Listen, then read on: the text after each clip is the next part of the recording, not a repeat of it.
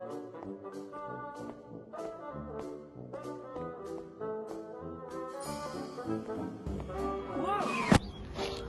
аутизм ағылшын тілінен аударғанда виртуал аутизм деп келеді.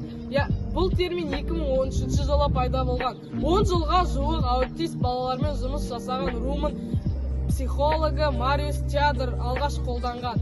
Кейін Франция, Жапония, ақш, Таиланд, Тунис дәрігерлері де румын маманына ұқсас пікір білдіреді. Яғни тәулігіне 4 сағаттан артық телефон қолданған балалардың бойында аутист белгілері пайда болады. Бірақ дүниежүзілік денсаулық сақтау ұйымы цифрлық аутизм дегендерді растамаған. Бұндай сырқатты аурулардың халықаралық тізімінен де таппайсыз. Цифрлық аутизм деген балада оны қалай байқауға болады?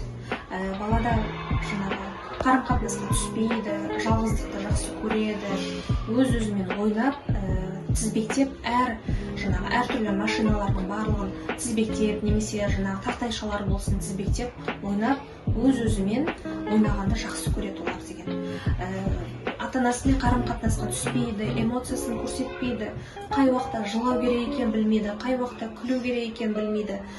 Соны баладан байқаған кезде әрине мамандарға жүгініп, дәрігерге жүгініп, балаға көмек беру қажет. Цифрлық аутизм терминінің шығу төркіні де осында дейді мамандар. Яғни сипаттамасы шынайы аутизмнің белгілеріне ұқсайды. Бала ата-анасымен тактильді байланысқа түспейді, 3 жасқа дейін сөйлемейді, жалғыздықты жақсы көреді, қоршаған ортамен байланысуды бас тартады, оғаш қимылдар жасайды. Цифрлық аутизм шынында 21 ғасырдың пандемиясы. Цифрлық аутизм адамды рухани апатқа ұшыратты. Ең сорақысы оны қолдан жасалған қауіп екені. Оған ешкім дауа айта алмайды.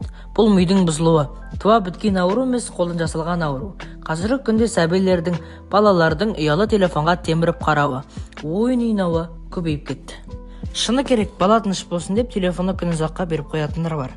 Мамандар 2-3 жасқа дейінгі балалар әрі кетсе 1 сағат ғана телефонмен ойнауға, не видео көруге рұқсат екенін айтады. Оның өзінде баланың іс-әрекетіне ата-ананың бақылауы маңызды. Ол үшін әр адам өзіне, баласына қатаң тәртіп орнатып бақылау жасау керек.